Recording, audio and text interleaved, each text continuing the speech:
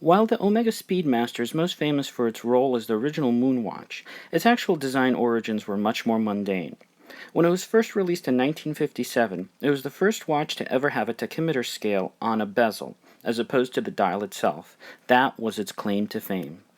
This begs the question of what exactly is a tachymeter. In the simplest of terms, it is a unitless scale of numbers found on the edge of a dial or bezel of a chronograph watch.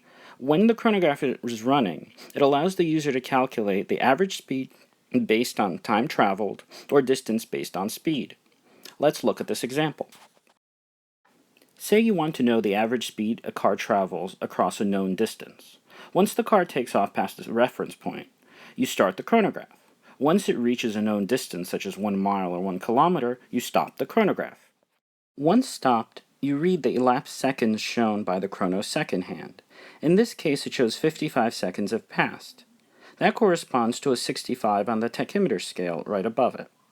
This means that our hypothetical car was driving 65 miles an hour along the measured distance.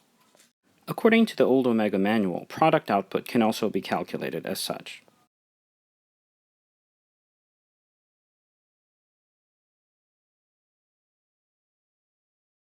While they may have been useful in the 60s and 70s, they simply no longer are.